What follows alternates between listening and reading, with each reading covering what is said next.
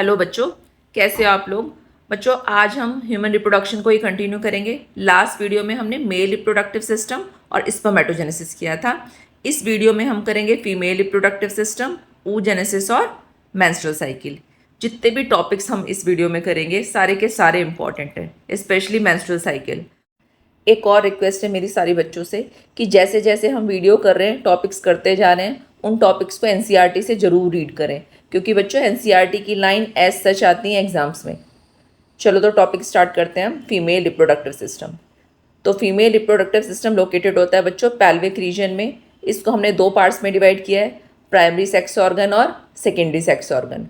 Primary sex organs में आएंगी हमारी ओवरीज, जो कि वन पेयर हैं, और सेकेंडरी सेक्स ऑर्गन्स में हमारे आएंगी फैलोपियन ट्यूब, यूट्रस, सर्विक्स और वजाइना, और इसके अलावा एक्सटर्नल जेनाइटेलिया।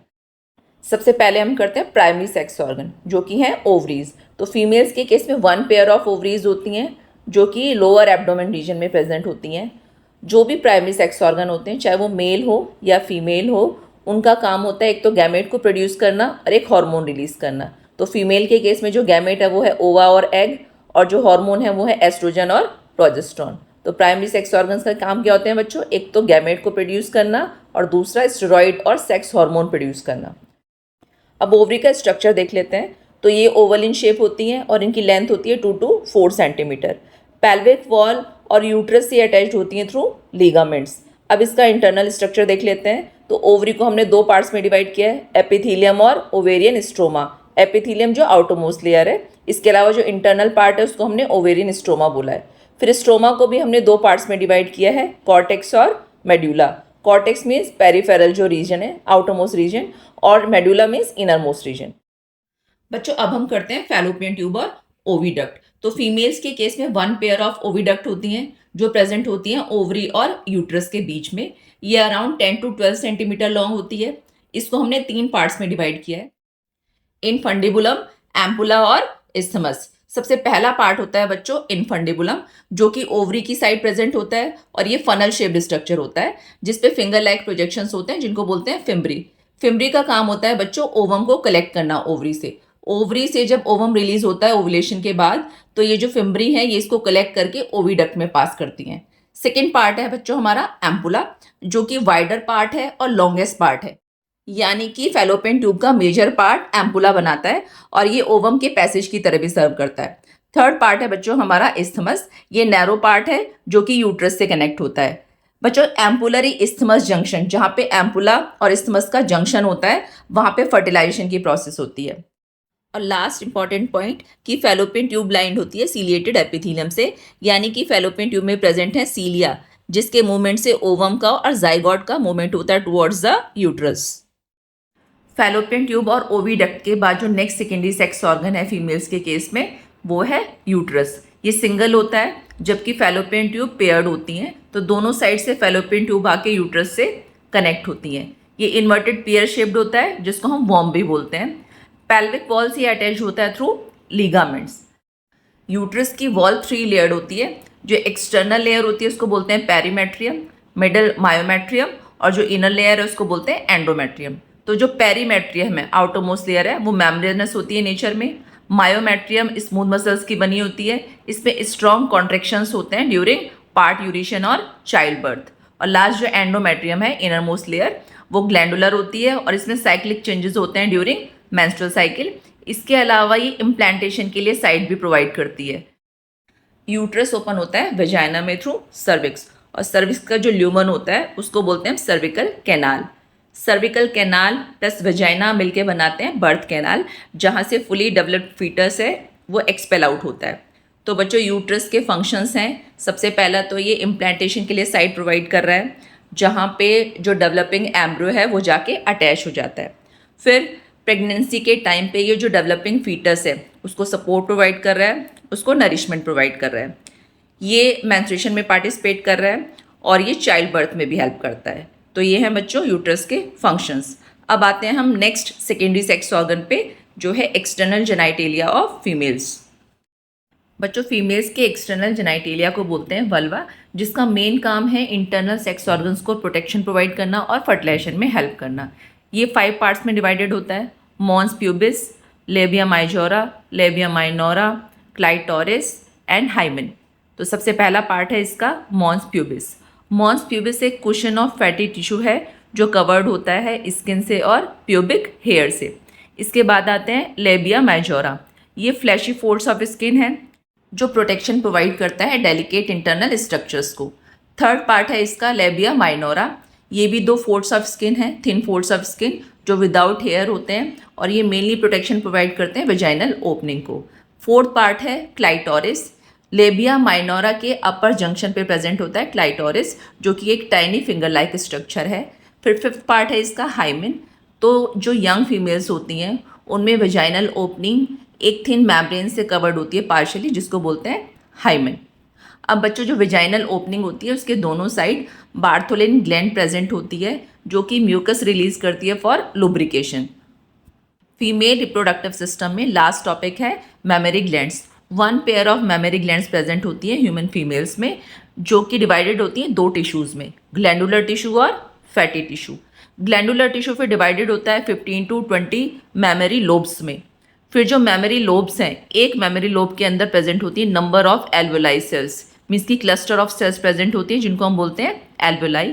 ये जो सेल्स हैं एल्वोलाई यही मिल्क प्रोडक्शन के लिए रिस्पॉन्सिबल होती हैं और इन्हीं की कैविटीज़ में मिल्क स्टोर भी होता है।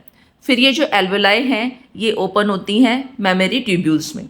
मेमोरी ट्यूब्यूल्स फिर जॉइन होकर बनाते हैं मेमोरी डक्ट और मेमोरी डक्ट फिर जॉइन होकर बनाती है मेमोरी एम्पुला। मेमोरी एम्पुला फिर ओपन होता है लैक्टिसिफेरस डक्ट में जो कि मिल्क रिलीज करती है आउटसाइड द मेमोरी ग्लैंड्स। एक बार फिर से इसको शॉर्ट में देखते हैं। मेमोरी ग्लैंड डिवाइडेड है ग्लैंडुलर टिश्यू और फैटी टिश्यू में। ग्लैंडुलर टिश्यू कंटेन करता है 15 to 20 memory lobes. Memory lobes contain करते हैं नंबर ऑफ एल्वोलाई सेल्स जो मिल्क को स्टोर भी करती हैं, मिल्क को सिक्रीट भी करती हैं। एल्वोलाई ओपन होती है मेमोरी ट्यूब्यूल में। मेमोरी ट्यूब्यूल जॉइन होकर बनाते हैं memory duct. Memory duct join होकर बनाती है मेमोरी एम्पुला और फिर मेमोरी एम्पुला ओपन होता है लैक्टिसिफेरस डक्ट में। तो बच्चों ये है इसका पूरा फ्लो चार्ट।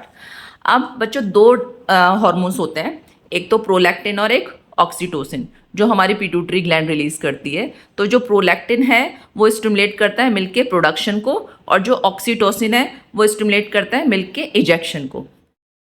बच्चों यहाँ पे हमारा फीमेल रिप्रोडक्टिव सिस्टम है वो खत्म हो गया है। अब हम नेक्स्ट टॉपिक पे मूव करते हैं। नेक्स्ट टॉपिक है हमारा गैमेटोजेनेसिस जो कि फीमेल्स के केस में होता है oogenesis, means process of formation of egg और ओवम। तो जो फीमेल्स में oogenesis की प्रोसेस है वो बर्थ से पहले स्टार्ट हो जाती है, फीटल लाइफ में स्टार्ट हो जाती है, जबकि जो मेल्स हैं उनमें प्यूबर्टी की एज में स्टार्ट होती है स्पर्मेटोजेनेसिस की प्रोसेस। तो बहुत सारे डिफरेंसेस हैं स्पर्मेटोजेनेसिस और oogenesis में, ये हम लास्ट में डिस्कस करेंगे इस टॉपिक के बाद। तो पहले हम स्टार्ट करते हैं oogenesis से। बच्चों ये प्रोसेस 3 फेजेस में होती है, मल्टीप्लिकेशन फेज, ग्रोथ फेज और मैचुरेशन फेज। तो सबसे पहली फेज है मल्टीप्लिकेशन फेज जिसमें जो फीमेल ओवरी होती है बर्थ से पहले या एम्ब्रियोनिक डेवलपमेंट के टाइम पे उसके अंदर प्राइमोडियल जर्म सेल्स प्रेजेंट होती हैं। वो जर्म सेल्स फिर माइटोसिस डिवीजन करती हैं अपने नंबर इंक्रीज करने के लिए और कन्वर्ट हो जाती हैं oogonia में। तो ये है मल्टीप्लिकेशन फेज। इसके बाद जो oogonia है वो ग्रोथ फेज में एंटर करेगा और अपना साइज इंक्रीज करेगा, तब वो कन्वर्ट हो जाएगा प्राइमरी oocyte में। अब इसके बाद प्राइमरी oocyte एंटर करेगा मियोसिस 1 में और वो प्रोसेस अरेस्ट हो जाएगी, रुक जाएगी प्रोफेज 1 की लैप्टोटिन स्टेज में। इसके बाद बच्चों प्राइमरी oocyte कन्वर्ट हो जाएगा प्राइमरी फॉलिकल में। कुछ ग्रैनुलोसा सेल्स प्राइमरी oocyte को कवर करेंगी और उसको कन्वर्ट कर देंगी प्राइमरी फॉलिकल में। तो अब जो प्राइमरी oocyte है प्यूबर्टी की एज तक वो प्राइमरी फॉलिकल की फॉर्म में ही रहेगा और उसमें जो चेंजेस आएंगे वो प्यूबर्टी की एज के बाद आएंगे। बर्थ के बाद एक फीमेल ओवरी में मिलियंस ऑफ प्राइमरी oocyte और प्राइमरी फॉलिकल प्रेजेंट होते हैं। प्यूबर्टी की एज तक ये सिर्फ रह जाते हैं 60,000 to 80,000 ओनली। अब प्यूबर्टी की एज में number of primary follicles maturation phase में एंटर करते हैं, लेकिन उनमें से एक ही सिर्फ मैच्योर होके एग की फॉर्म में रिलीज होता है at the time of ovulation. तो ये जो मैचुरेशन होता है प्राइमरी फॉलिकल, इसमें डिफरेंट स्टेजेस हैं। तो सबसे पहले अभी प्राइमरी फॉलिकल है प्यूबर्टी की एज तक, फिर ये प्राइमरी फॉलिकल को और ग्रैनुलोसा सेल्स कवर करेंगी और एक और लेयर की फॉर्मेशन करेंगी जिसको बोलेंगे हम थीका, मीन्स 2 लेयर्स बन जाएंगी अब इसमें, थीका एक्सटर्ना और थीका इंटरना।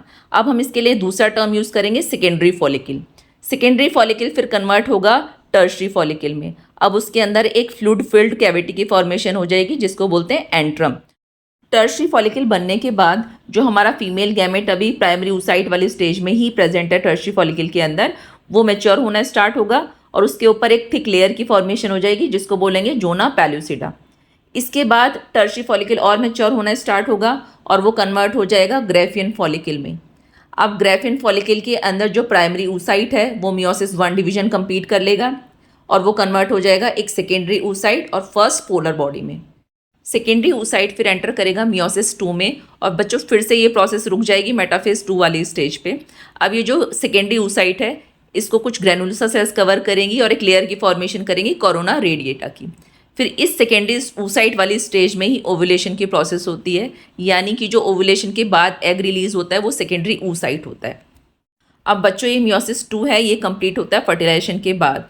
फर्टिलाइजेशन के बाद जो सेकेंडरी oocyte है वो मियोसिस 2 कंप्लीट करेगा और कन्वर्ट हो जाएगा एक ओवम में और एक और पोलर बॉडी में। तो बच्चों ये थी प्रोसेस oogenesis की, लेकिन अभी भी अगर किसी बच्चे को नहीं समझ में आई है तो हम इसको एक बार फ्लो चार्ट की फॉर्म में भी एक बार डिस्कस कर लेते हैं। तो ये फ्लो चार्ट गिवन है oogenesis का। तो सबसे पहले क्या होता है, फीटल लाइफ में और एम्ब्रियोनिक डेवलपमेंट के टाइम पे हर फीमेल ओवरी के अंदर प्रेजेंट होती हैं प्राइमोर्डियल जर्म सेल्स। वो फिर एंटर करती हैं मल्टीप्लिकेशन फेज में और वो माइटोसिस डिवीजन से डिवाइड करेंगी अपने नंबर इंक्रीज करने के लिए और कन्वर्ट हो जाएंगी oogonia में। oogonia फिर ग्रोथ फेज में एंटर करेगा, अपना साइज इंक्रीज करेगा और कन्वर्ट हो जाएगा प्राइमरी oocyte में।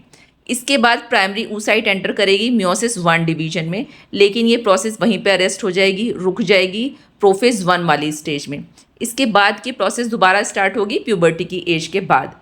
प्यूबर्टी की एज के बाद क्या होगा, जो मियोसिस 1 डिवीजन जो हमारा स्टार्ट हुआ था बर्थ से पहले, अब वो कंप्लीट हो जाएगा और जो प्राइमरी oocyte है वो कन्वर्ट हो जाएगा एक सेकेंडरी oocyte और फर्स्ट पोलर बॉडी में। इसके बाद secondary oocyte second meiosis division में एंटर करेगा, लेकिन वो प्रोसेस दोबारा से वहीं रुक जाएगी और इसके बाद ये प्रोसेस दोबारा स्टार्ट होगी फर्टिलाइजेशन के टाइम पे। जब फर्टिलाइजेशन होगा तो मियोसिस 2 डिवीजन कंप्लीट होगा और सेकेंडरी oocyte हमारा कन्वर्ट हो जाएगा एक ओवम और एक सेकेंड पोलर बॉडी में। तो बच्चों ये oogenesis की प्रोसेस फ्लो चार्ट की फॉर्म में आई थिंक सबको समझ में आ गई होगी। अब एक बार हम फॉलिकुलर डेवलपमेंट भी देख लेते हैं। फॉलिकुलर डेवलपमेंट कब होता है, जो हमारा प्राइमरी oocyte था, जो बर्थ से पहले प्राइमरी oocyte था वो प्राइमरी फॉलिकल वाली स्टेज में था, यानी कि प्राइमरी oocyte को कुछ ग्रैनुलोसा सेल्स कवर कर लेती हैं और उसको कन्वर्ट कर देती है प्राइमरी फॉलिकल में।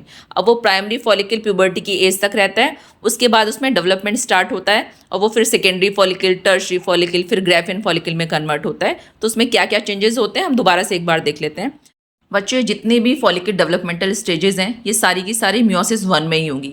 मींस कि मियोसिस 1 डिवीजन के स्टार्ट होने से मियोसिस 1 डिवीजन के कंप्लीट होने तक ये सारी स्टेजेस खत्म हो जाती हैं। तो ये यहाँ पे एक सेक्शनल व्यू दे रखा है ओवरी का, जिसमें ये सारी की सारी स्टेजेस दे रखी हैं। तो प्राइमरी फॉलिकल पता है आपको, प्राइमरी फॉलिकल में क्या था, प्राइमरी oocyte ग्रैनुलोसा सेल्स से कवर होता है और प्राइमरी फॉलिकल की फॉर्म में रहता है वो प्यूबर्टी वाली एज तक।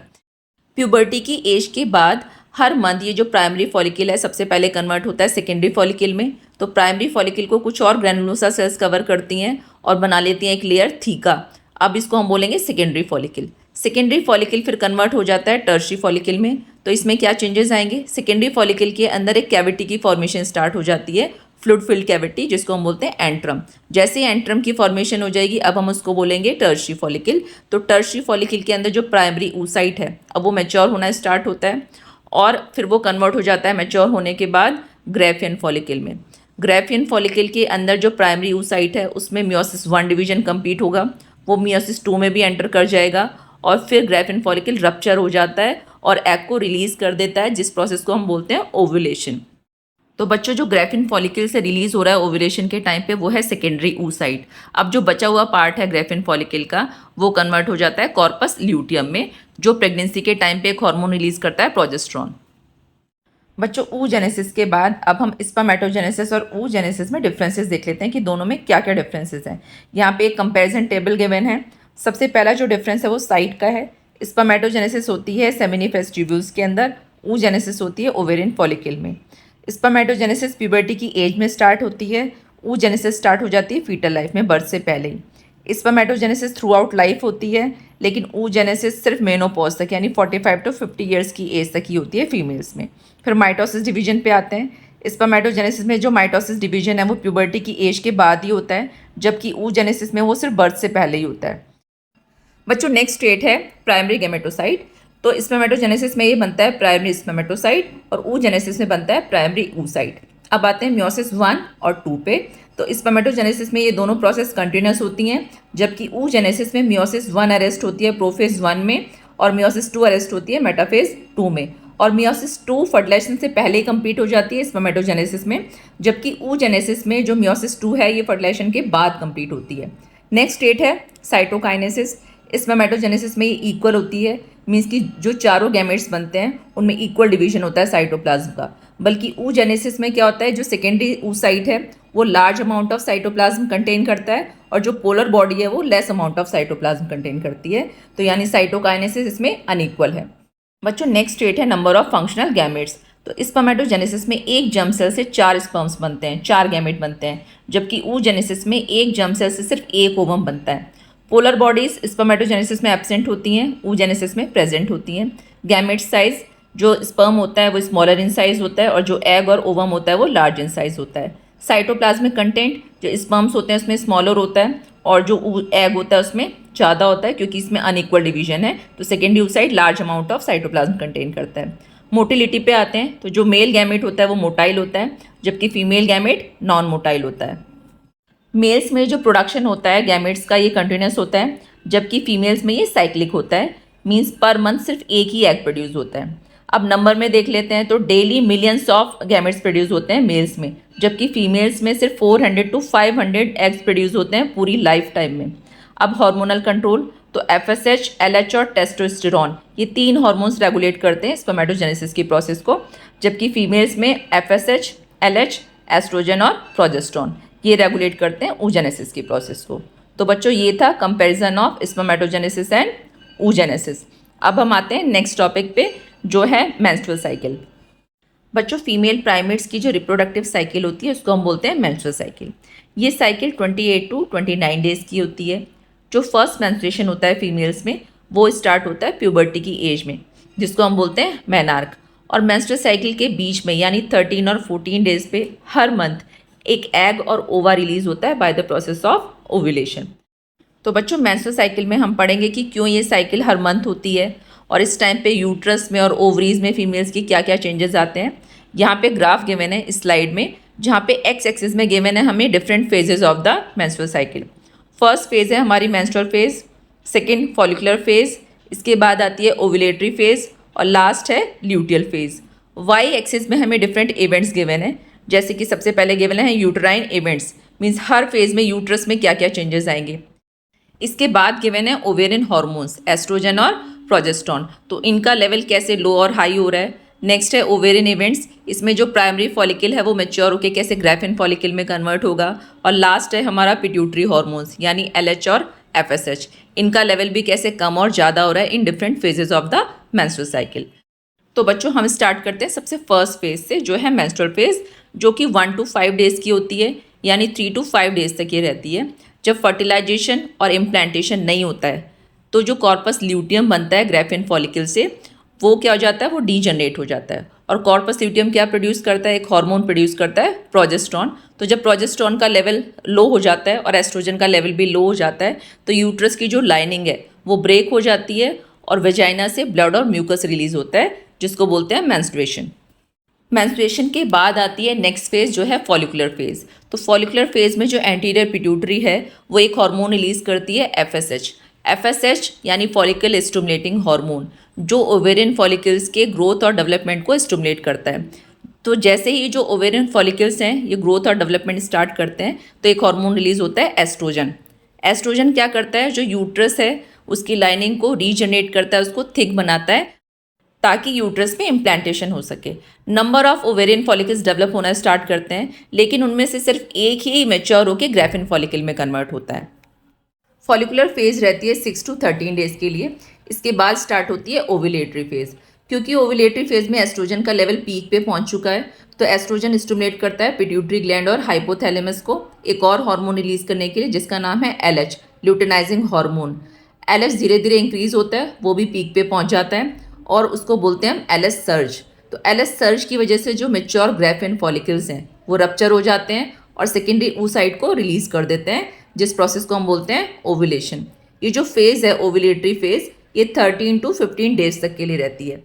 बच्चों अब हम आते हैं last phase of the menstrual cycle पे, जो है ल्यूटियल फेज। तो जो रप्चर्ड ग्राफिन फॉलिकल था, अब वो कन्वर्ट हो जाता है कॉर्पस ल्यूटियम में। कॉर्पस ल्यूटियम फिर रिलीज करता है प्रोजेस्टेरॉन और स्मॉल अमाउंट ऑफ एस्ट्रोजन भी रिलीज करता है वो। प्रोजेस्टेरॉन की वजह से जो यूट्रस की एंडोमेट्रियम है वो और थिक और ग्लैंडुलर हो जाती है, ताकि जो इनकमिंग फीटस है या एम्ब्रो है वो जाके उसमें इम्प्लांट हो सके।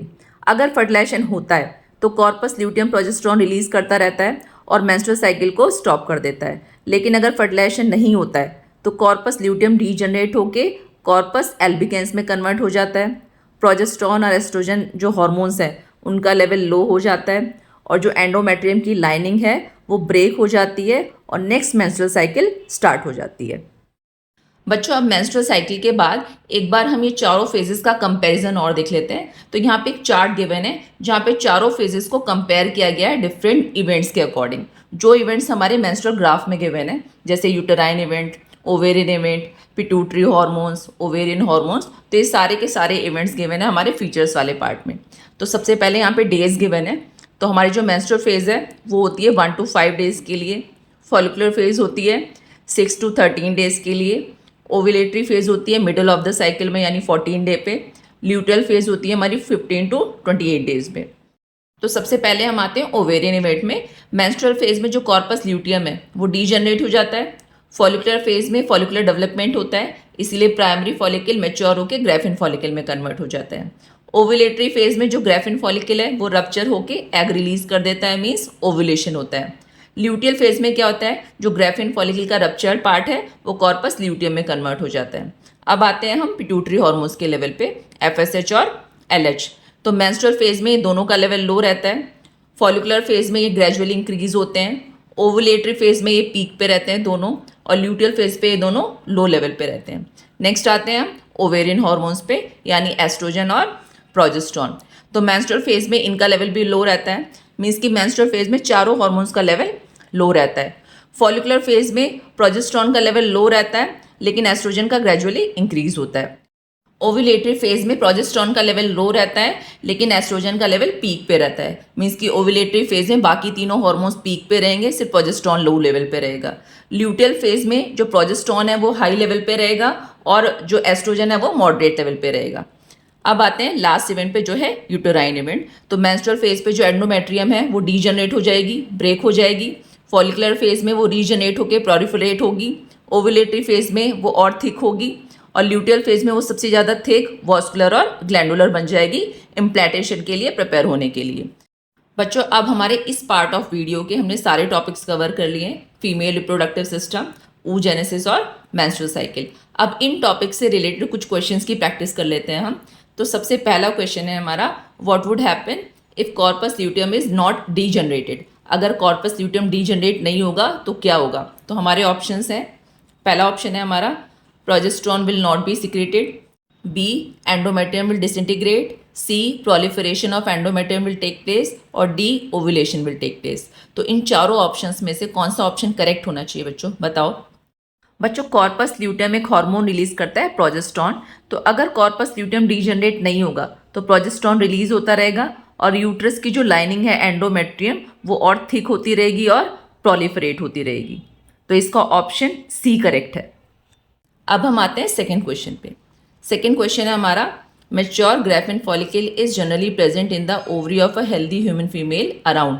तो वो पूछना चाह रहे हैं हमसे कि ग्राफिन फॉलिकल की फॉर्मेशन कब होती है मेंस्ट्रुअल साइकिल में। तो वो डेज पूछना चाह रहे हैं। तो यहाँ ऑप्शंस में भी डेज गिवन है। ए ऑप्शन में गिवन है 5 to 8 डे, बी में 11 to 17, सी में 18 to 23 डे, और डी में 24 to 28 डे। यानी मेंस्ट्रुअल साइकिल के कौन से डेज हैं वो जहाँ पे ग्राफिन फॉलिकल की फॉर्मेशन होगी। तो बच्चों याद करो मेंस्ट्रुअल साइकिल, तो ग्राफिन फॉलिकल की फॉर्मेशन ओव्यूलेशन से जस्ट पहले होती है, और ओव्यूलेशन होता है हमारा 14 डे पे, यानी 13 to 15 डेज के बीच में। तो हमारा इसका ऑप्शन बी करेक्ट है, 11 to 70 day of menstrual cycle. अब आते हैं थर्ड क्वेश्चन पे। थर्ड क्वेश्चन है हमारा, draw a diagrammatic sectional view of a female reproductive system of a human and label the parts. ये 5 मार्क्स का क्वेश्चन है। तो पहले तो हमें इसमें डायग्राम ड्रॉ करना है, उसके बाद जो ऑप्शंस गिवन है उन पार्ट्स को हमें लेबल करना है। तो ए ऑप्शन है हमारा where the secondary oocytes develop. तो सेकेंडरी oocyte की फॉर्मेशन कहाँ होती है बच्चों? तो सेकेंडरी oocyte की फॉर्मेशन होती है ओवरी के अंदर, तो हमें ओवरी को लेबल करना है। बी पार्ट है इसका, which help in collection of ओवा आफ्टर ओव्यूलेशन। तो फैलोपियन ट्यूब का जो फिम्बरी पार्ट होता है वो ओवा को कलेक्ट करता है ओवरी से, तो यहाँ पे फिम्बरी को हमें लेबल करना है। सी पार्ट है हमारा, वेयर फर्टिलाइजेशन अकर्स। तो फर्टिलाइजेशन कहाँ होता है? एम्पुलरी इस्थमस जंक्शन पे होता है फैलोपियन ट्यूब के, तो यहाँ पे हमें फैलोपियन ट्यूब को मार्क करना है। इसके बाद आते हैं हम डी पार्ट पे। डी पार्ट है हमारा, where implantation of embryo occurs. तो बताओ इम्प्लांटेशन कहाँ होता है एम्ब्रियो का? एम्ब्रियो का इम्प्लांटेशन होता है बच्चों एंडोमेट्रियम में, तो एंडोमेट्रियम को यहाँ पे हमें लेबल करना है। अब आते हैं हम नेक्स्ट क्वेश्चन पे। नेक्स्ट क्वेश्चन है हमारा, explain the role of pituitary and the ovarian hormones in menstrual cycle in human females. तो बच्चों ये 3 मार्क्स का क्वेश्चन है और यहाँ पे इन्होंने हमसे पूछा है पिट्यूटरी और ओवेरियन हार्मोन्स का रोल मेंस्ट्रुअल साइकिल में। तो सबसे पहले गिवन है हमारे पिट्यूटरी हार्मोन्स। पिट्यूटरी हार्मोन्स कौन कौन से थे बच्चों हमारे, याद करो, FSH और LH। FSH का क्या रोल होता है? FSH फॉलिकल स्टिमुलेटिंग हार्मोन, तो ये फॉलिकुलर के डेवलपमेंट के लिए रिस्पॉन्सिबल होता है। फिर दूसरा पिट्यूटरी हार्मोन है हमारा LH। LH सर्ज याद करो। LH सर्ज कब होती है हमारी? ओव्यूलेटरी फेज में। ओव्यूलेटरी फेज में LH का जब लेवल पीक पे हो जाता है तो ग्राफिन फॉलिकल रप्चर हो जाता है और ओव्यूलेशन की प्रोसेस होती है। अब आते हैं हम ओवेरियन हार्मोन्स पे। तो एस्ट्रोजन और प्रोजेस्टेरोन 2 ओवेरियन हार्मोन्स होते हैं हमारे मेंस्ट्रुअल साइकिल में। तो एस्ट्रोजन रिलीज होता है ग्रोइंग फॉलिकल से और वो एंडोमेट्रियम को रिपेयर करता है, उसको प्रोलिफरेट करता है और उसको थिक और वॉस्कुलर बनाता है। प्रोजेस्टेरोन कहाँ से रिलीज होता है? प्रोजेस्टेरोन हमारी लास्ट फेज में रिलीज होता है कॉर्पस ल्यूटियम से, वो भी एंडोमेट्रियम को थिक बनाता है और उसको प्रिपेयर करता है इम्प्लांटेशन के लिए। बच्चों अब हम आ जाते हैं अपने लास्ट क्वेश्चन पे। तो लास्ट क्वेश्चन का ए पार्ट है हमारा, describe the events of oogenesis with the help of schematic representation. ये 3 मार्क्स का है, ये रिप्रेजेंटेशन हमारा NCERT में भी गिवन है। अब आते हैं बी पार्ट पे। बी पार्ट है हमारा, right 2 differences between spermatogenesis and oogenesis। ये 2 मार्क्स का है और यहाँ पे इन्होंने हमसे सिर्फ 2 डिफरेंसेस पूछे हैं। बच्चों नंबर ऑफ डिफरेंसेस हैं स्पर्मेटोजेनेसिस और oogenesis में, ये हम ऑलरेडी कर चुके हैं एक चार्ट के थ्रू। तो लेकिन यहाँ पे इन्होंने हमसे सिर्फ 2 डिफरेंसेस पूछे हैं। तो 2 डिफरेंसेस में से पहला डिफरेंस हम मियोसिस का दे सकते हैं कि मियोसिस 1 स्पर्मेटोजेनेसिस में कंटिन्यूस होती है और oogenesis में ये अरेस्ट हो जाती है प्रोफेज 1 में। दूसरा डिफरेंस हम फिर से मियोसिस 2 का दे सकते हैं, स्पर्मेटोजेनेसिस में ये कंटिन्यूस होती है और oogenesis में ये अरेस्ट हो जाती है मेटाफेज 2 में, जो कंप्लीट होती है फर्टिलाइजेशन के बाद। इसके अलावा एक और डिफरेंस भी हम दे सकते हैं कि स्पर्मेटोजेनेसिस हमारी प्यूबर्टी की एज पे स्टार्ट होती है और oogenesis बर्थ से पहले स्टार्ट हो जाती है। तो बहुत सारे डिफरेंसेस हैं, 2 डिफरेंस तो बहुत ही ईजिली दिए जा सकते हैं। अब हम इसके फर्स्ट पार्ट पे आ जाते हैं, events of oogenesis with the help of schematic representation. तो बच्चों ये है सिस्टमैटिक रिप्रेजेंटेशन ऑफ oogenesis जो हमारी NCERT में भी गिवन है और बहुत ही इंपॉर्टेंट है ये। यहाँ पे फिर से oogenesis को शॉर्ट में एक्सप्लेन कर रखा है। फीटल लाइफ में नंबर ऑफ oogonia प्रेजेंट होते हैं हर ओवरी में, फिर वो oogonia एंटर करते हैं माइटोसिस डिवीजन में और कन्वर्ट हो जाते हैं प्राइमरी oocyte में। प्राइमरी oocyte फिर एंटर करता है मियोसिस 1 में और वो प्रोसेस वहीं रुक जाती है। आगे की प्रोसेस स्टार्ट होती है प्यूबर्टी की एज के बाद। प्यूबर्टी की एज के बाद जो मियोसिस डिवीजन 1 है वो कंप्लीट हो जाता है और प्राइमरी oocyte कन्वर्ट हो जाता है एक सेकेंडरी oocyte और पोलर बॉडी में। फिर मियोसिस 2 डिवीजन स्टार्ट होता है। मियोसिस 2 कंप्लीट होता है फर्टिलाइजेशन के बाद। सेकेंडरी oocyte कन्वर्ट होता है एक ओवम में और एक और पोलर बॉडी में। तो बच्चों अब हम मिलते हैं नेक्स्ट वीडियो में, जिसमें हम जो बचे हुए पार्ट हैं ह्यूमन रिप्रोडक्शन के, जैसे fertilisation, embryonic development, implantation, parturition, pregnancy, ये सारे के सारे टॉपिक्स हम नेक्स्ट वीडियो में, लास्ट वीडियो में करेंगे ह्यूमन रिप्रोडक्शन की। इस वीडियो में जो भी मैंने टॉपिक्स कराए आई एम श्योर कि वो आपको क्लियर हो गए होंगे। फिर भी अगर किसी बच्चे को किसी टॉपिक पे, पर्टिकुलर टॉपिक पे कोई वीडियो चाहिए तो आप मुझे कमेंट बॉक्स में लिख सकते हो।